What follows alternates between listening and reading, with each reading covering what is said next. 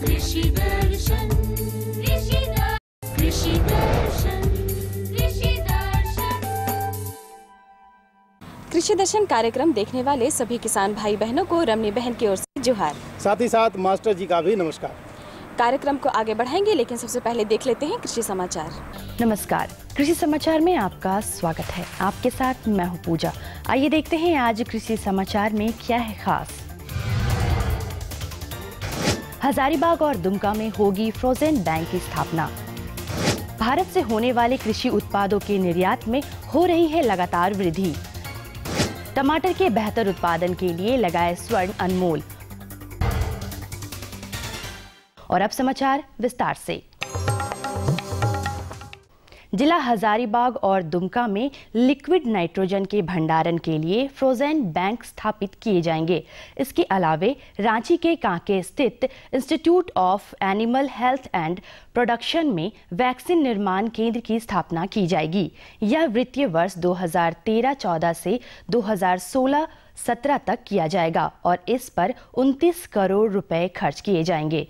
इस नए यूनिट के बन जाने से हर साल करीब 1 करोड़ वैक्सीन खुराक का उत्पादन हो सकेगा।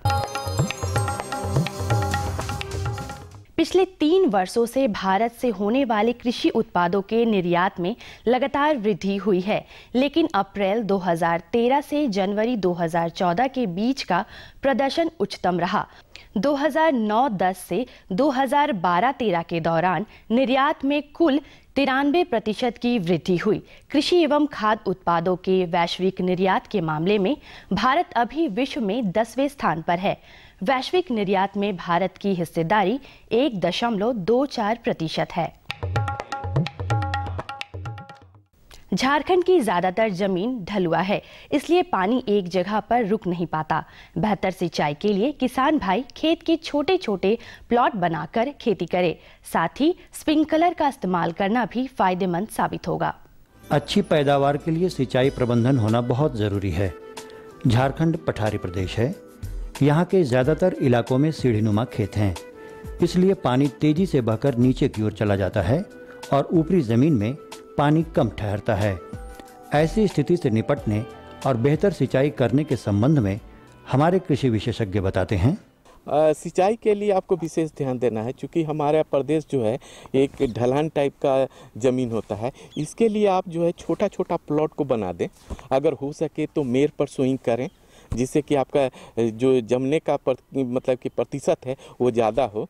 और उसके बाद में जो है ये तो है कि आप छोटा छोटा प्लॉट बना के सिंचाई करें। अगर हो सके स्प्रिंकलर विधि का अगर आप अपनाएं तो बहुत अच्छा है। शुरू में तो खर्च होगी, लेकिन उससे जो है आपके सभी पौधों को मतलब ज़मीन के थ्रू नहीं होकर एक ज़मीन में बराबर सिंचाई के रूप में, जैसे कहते हैं कि वर्षा के रूप में मिलता है, इससे आप सिंचाई करें तो आपको पैदावार अच्छा मिलेगा। राज्य के किसान अगर पॉली हाउस या ग्रीन हाउस में टमाटर की संरक्षित खेती करके ज्यादा से ज्यादा उपज प्राप्त करना चाहते हैं तो स्वर्ण अनमोल नामक उन्नत प्रभेद लगाएं। सालों भर इस प्रभेद के टमाटर लगाए जा सकते हैं। टमाटर की उन्नत किस्म स्वर्ण अनमोल संरक्षित खेती के लिए सबसे उपयुक्त किस्म है। इसके फल गोल होते हैं जो 5 से 6 गुच्छों में फलते हैं। फलों का औसत वजन 60 से 70 ग्राम होता है। स्वर्ण अनमोल जीवाणु मुरझा रोग की प्रतिरोधी किस्म है और इसकी खेती सालों भर की जा सकती है। इसकी उत्पादन क्षमता 160 से 170 टन प्रति हेक्टेयर है। बिरसा बीज सा खाद ड्रिल एक ऐसा कृषि उपकरण है जिसकी सहायता से किसान अपने खेत में कतारों में बीज की बुआई और खाद डालने का काम कर सकते हैं। इसकी कार्य क्षमता 50 डेसीमिल प्रतिदिन है। चलिए मिलते हैं उस कामयाब किसान से जो हर वक्त अपनी खेती की तरक्की के लिए प्रयासरत रहते हैं। यही प्रयास इन्हें बेहतर उपज दिलाने में इनकी मदद करता है।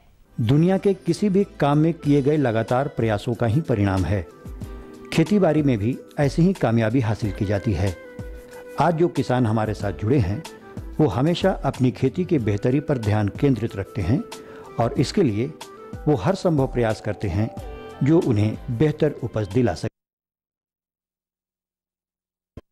सके। और यहाँ पर 20 डिसमिल में हम लौकी लगाए हुए हैं और इसका मल्चिंग में हम इसको 1 नवंबर में लगाए हैं और अभी बाज़ार में इसका तोड़ाई शुरू हो चुका है। बाज़ार हम ले जा रहे हैं, अभी 10 रुपये केजी के आस में हम इसको बेच रहे हैं थोक में, और अब तक 3 कुंटल हम यहाँ से निकाल चुके हैं।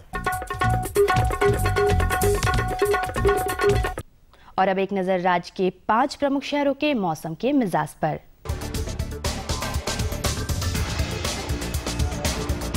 आज राज्य के 5 प्रमुख नगरों के अधिकतम और न्यूनतम तापमान कुछ इस प्रकार दर्ज किए गए। तापमान 35 डिग्री सेल्सियस और न्यूनतम 23 डिग्री सेल्सियस। जमशेदपुर का अधिकतम तापमान 39 डिग्री सेल्सियस और न्यूनतम 23 डिग्री सेल्सियस। मेदिनीनगर का अधिकतम तापमान 38 डिग्री सेल्सियस और न्यूनतम 21 डिग्री सेल्सियस। देवघर का अधिकतम तापमान 39 डिग्री सेल्सियस और न्यूनतम 24 डिग्री सेल्सियस। वहीं धनबाद का अधिकतम तापमान 40 डिग्री सेल्सियस और न्यूनतम 24 डिग्री सेल्सियस रहा।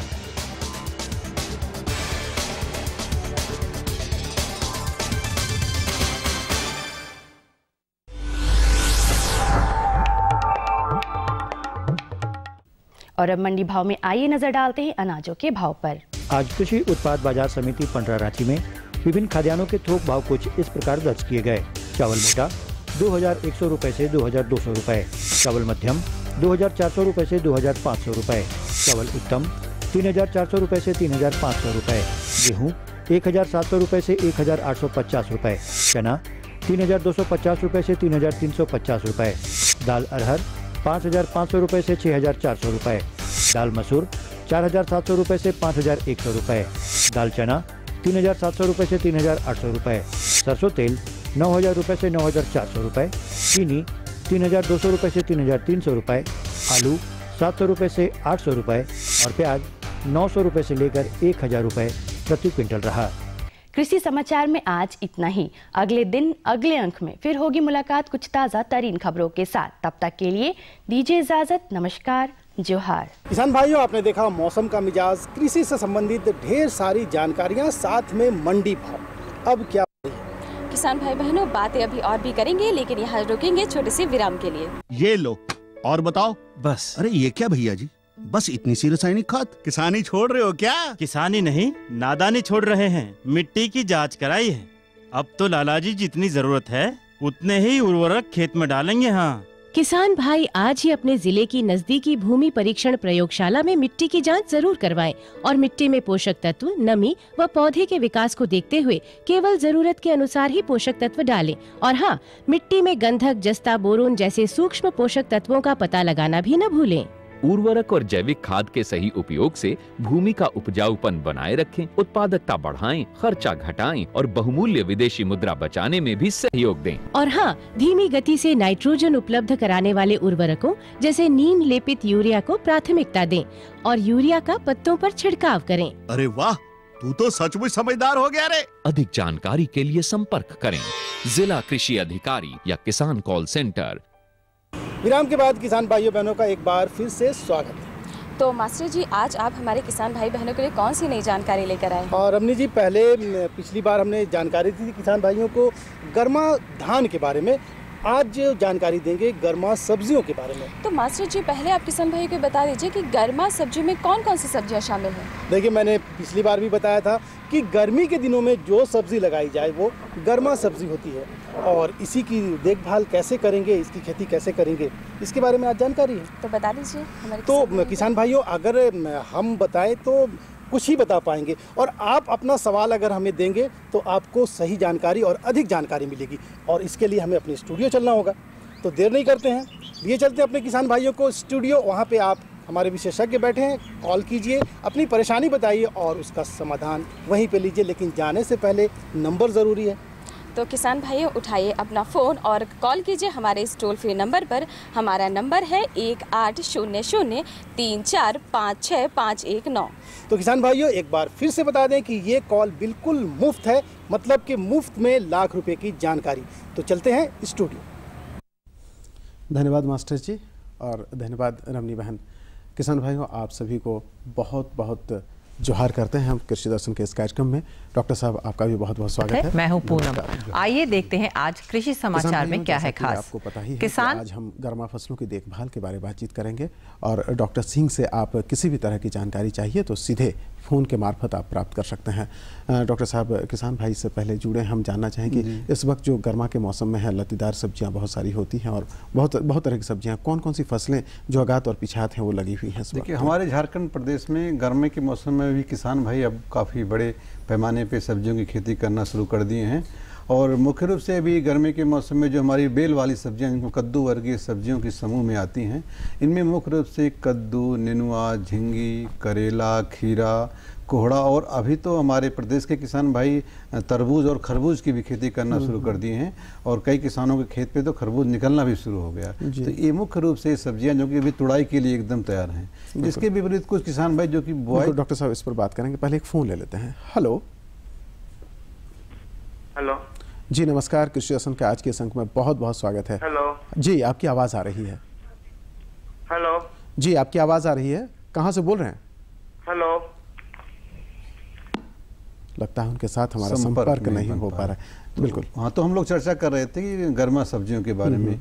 कुछ किसान भाई तो हमारे जो आगाज सब्जी की खेती करते हैं, जो कि प्लास्टिक के ट्यूब में बीज की बुआई करके खेत में सीधे लगा दिए होंगे, उनकी तो तुड़ाई प्रारंभ हो गई है। लेकिन कुछ फिर हम रोकना चाहेंगे, एक किसान भाई हमारे साथ जुड़ गए हैं। हेलो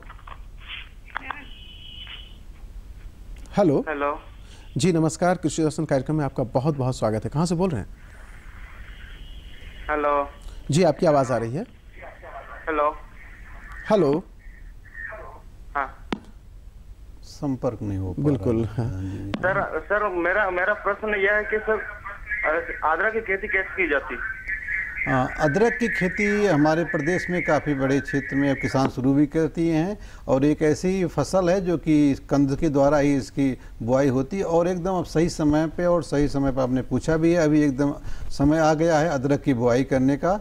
लाइन में अदरक की बुआई करते हैं और करीब कंद को छोड़े 2 आँखें जिसमें हैं उन्हीं की बुआई की जाती है। ध्यान ये रखना है कि वो बीज के लिए उन्हीं कंदों का आप चुनाव करेंगे जो कंद सड़े हुए ना हो, क्योंकि प्राय देखा जाता है किसान भाई बुआई तो कर देते हैं लेकिन बाद में पूरी फसल में कंद सड़न बीमारी आ जाती है। तो चूंकि ये क्राजोम राट या कंद सड़न बीमारी कंद से ही बीज से ही फैलती है, इसलिए आपको मेरा सुझाव है कि आप ऐसे बीज, स्वस्थ बीज का चुनाव करें जो कि बीज में सड़न ना हुआ हो। और इसकी पहचान है, जब भी इसको आप दबाएंगे तो पिलपिले रंग का पदार्थ निकलता है।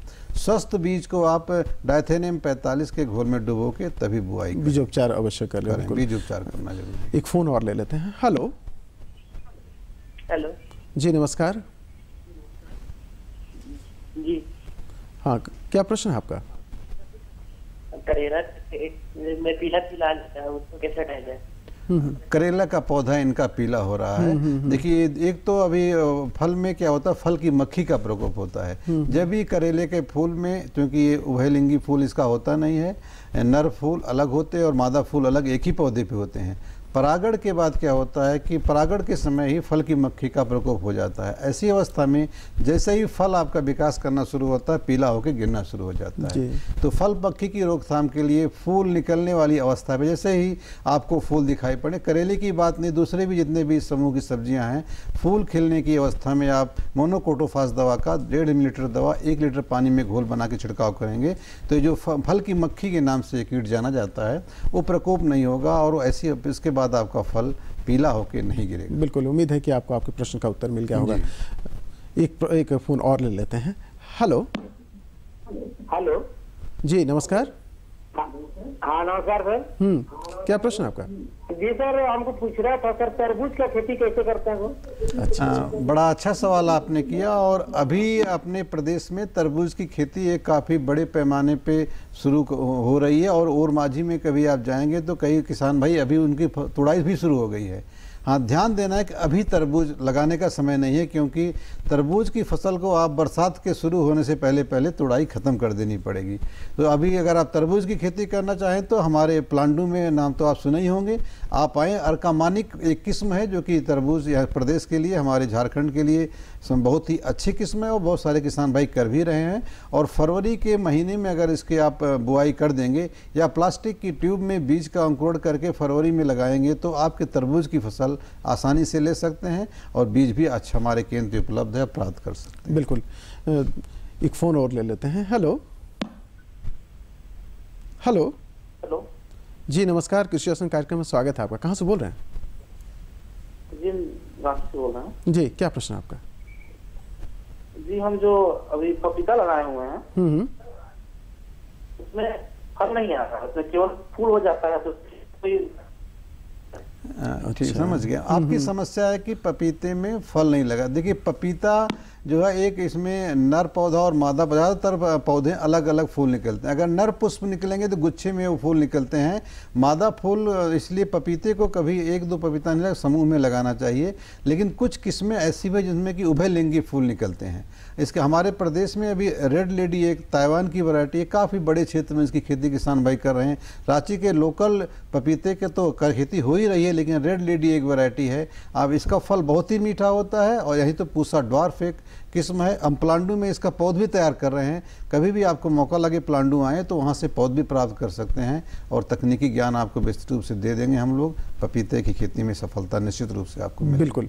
आप बता रहे थे कि जो टनल में जो लगाए हुए हैं उनकी फसलों में, वही मैं आगात की बात करता हूँ। जैसे जो बहुत सारे किसान भाई लौकी की खेती अभी प्लास्टिक की सुरंग में करना शुरू कर, आगात खेती चाहिए। और टपकन सिंचाई विधि तो करीब करीब बहुत सारे जो किसान भाई पहले टपकन सिंचाई विधि के नाम से डरते थे, अभी वो खुद जा करके अपना, एक किसान अभी हमारी कल ही बात हो रही थी, हमारे केंद्र पे आए थे, वो अपने आप बैंक से लोन लेकर के ड्रिप इरिगेशन टपकन सिंचाई विधि अपने खेत में उन्होंने लगाया। बहुत लाभ भी है इसका। बोले कि पानी की बहुत बचत है इसमें। मतलब बोले कि लौकी की एक फसल से बेच के उन्होंने पूरा लोन अपना अदा कर दिया। तो किसान भाइयों, सिंचाई के लिए टपकन सिंचाई विधि का प्रयोग जरूर करें।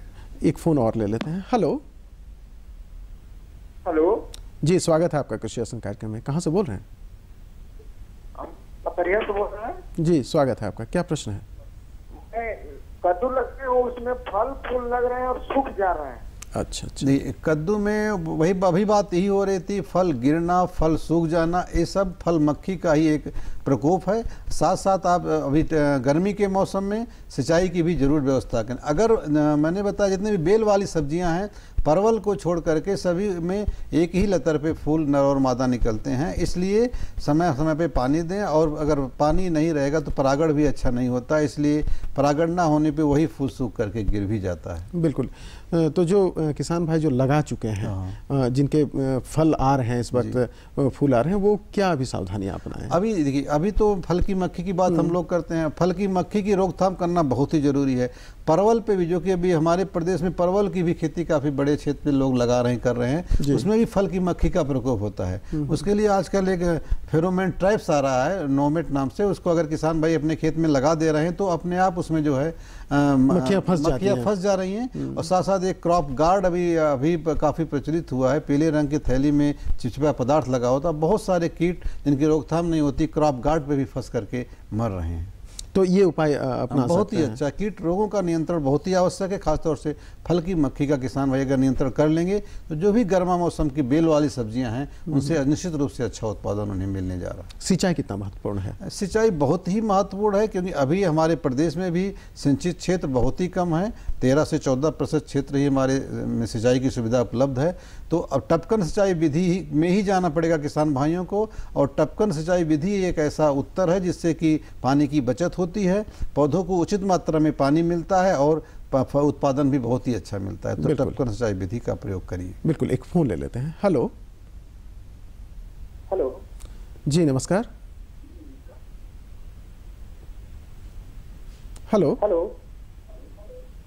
हाँ सर, जैसे हम झींगी और करेला लगाए हुए हैं, पानी पूरा सारा कुछ दे रहे हैं, पर वो नीचे से सूखे और मुरझा जा रहे हैं, क्या कारण है? देखिए, बहुत सारे कीट पतंगे हैं जो कि आप बाहर से नहीं दिखाई पड़ते हैं, वो जमीन के अंदर रहते हैं और जड़ को ही नुकसान पहुंचा देते हैं। और वो पूरा पौधा सूख जाता है। तो जो ज़मीन में के जो कीड़े मकोड़े हैं उनके नियंत्रण भी करना बहुत ही आवश्यक है आपको। आप पौधे के पास अगर खुदाई करके देखें कोई कीट दिखाई पड़ता है तो उसके रोकथाम के लिए आप रासायनिक कीटनाशक दवा का प्रयोग करें, चाहे मोनोसिल है चाहे मोनोक्रोटोफास है। अगर आपको स्प्रे से नहीं करने तो पानी के साथ भी दे सकते हैं। जैसे आप नाली में पानी डालते हैं उसमें भी कीटनाशक अगर बूंद बूंद करके आप गिरा देंगे तो निश्चित रूप से मिट्टी में पूरा वो मिलेगा, और जो भी मिट्टी में पैदा होने वाले कीड़े मकोड़े हैं स्वतः उनका नियंत्रण होता है। इसलिए छिड़काव तो किसान भाई करते ही हैं, लेकिन अगर पानी के साथ भी वो दे सकें कीटनाशक दवाओं को तो उससे भी जो है ज़मीन में जो कीड़े मकोड़े जो मिट्टी के अंदर छिपे रहते हैं वो अपने आप नष्ट हो जाते हैं। बिल्कुल।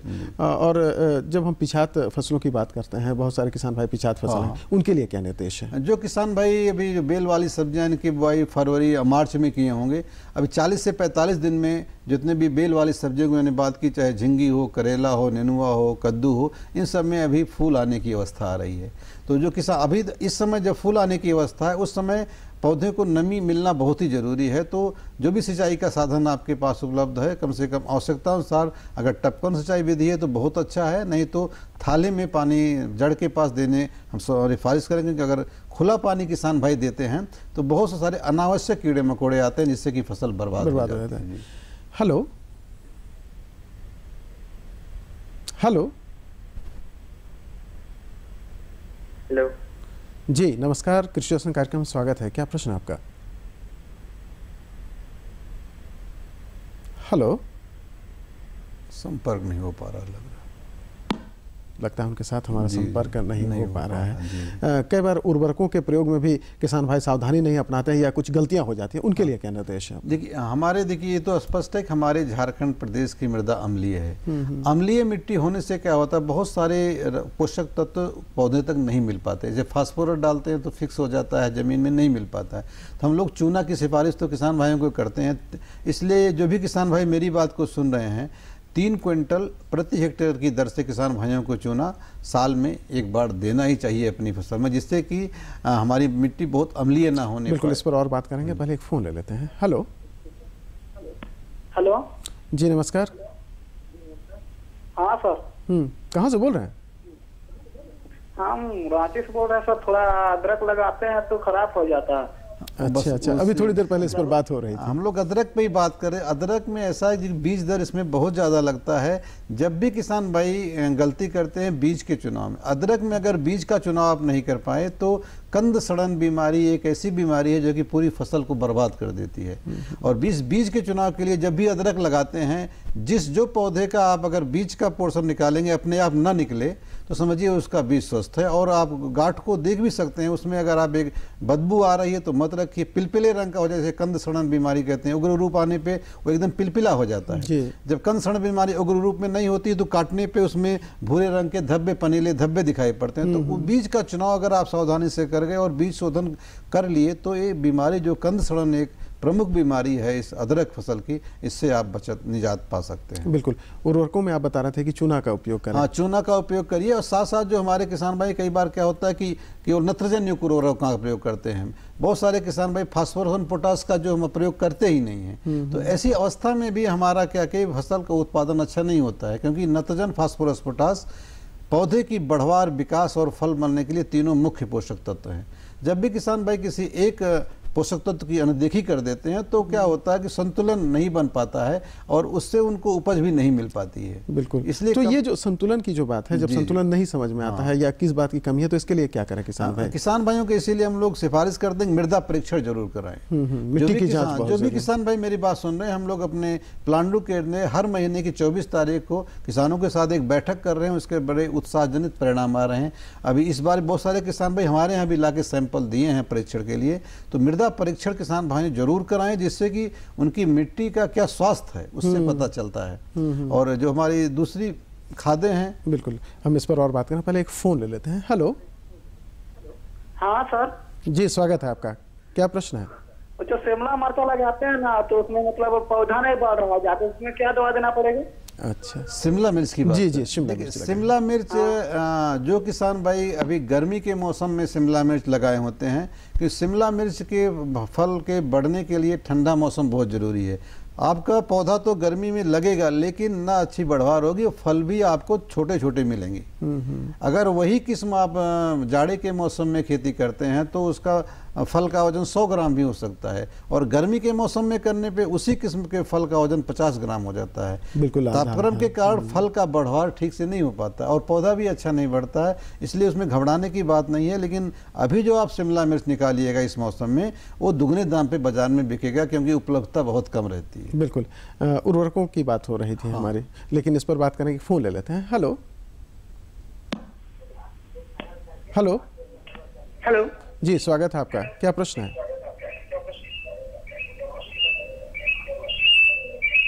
हेलो नहीं हो। हेलो जी, स्वागत है आपका, क्या प्रश्न है आपका? अच्छा, हम बूदी लगाए हैं। बोदी लगाए हैं? बूदी। लेकिन अच्छा जी बोलिए। फूल नहीं आ रहा है अच्छा से, और सब उसका पत्ता सब मुड़ जा रहा है। अच्छा, आपके बोदी के फसल में कीट का प्रकोप हो गया और जो पत्ता मुड़ रहा है उसमें रस चूसने वाले जो भी कीटे होते, जैसे उन्होंने लगाया और कीट का प्रकोप हो गया, तो उस कीट की रोकथाम प्रारंभ में आपने नहीं किया, और जैसे ये कीट पत्ते का रस चूसता है, चाहे वो रस चूसने वाले कीट माहू इस तरह के कीट होते जो कि रस चूस लेते हैं और पत्ता मुड़ जाता है, इसलिए उसको छिड़काव, दवा का छिड़काव आप करिए। हमने बताया सबसे सस्ती दवा मोनोसिल या मोनोकोटोफास, जो भी दवा आपको बाजार उपलब्ध रहती है उसका छिड़काव करेंगे तो इस कीट के रोकथाम होगा, तभी बोदी की फसल बिल्कुल आपकी फसल अच्छी होगी। किसान भाइयों, जैसा कि आपने सुना कि गर्मा के मौसम में अगर आप सब्जी फसलों की देखभाल करना चाहते हैं तो बहुत सारे सलाह हैं, बहुत सारी जानकारी हैं, बहुत सारे निर्देश हैं, जैसा कि डॉक्टर साहब ने आपको दिया। डॉक्टर साहब, आप हमारे कार्यक्रम में आए हैं, इसके लिए आपका बहुत बहुत धन्यवाद। और किसान भाइयों, हम भी आपसे चाहेंगे इजाज़त। नमस्कार, जोहार।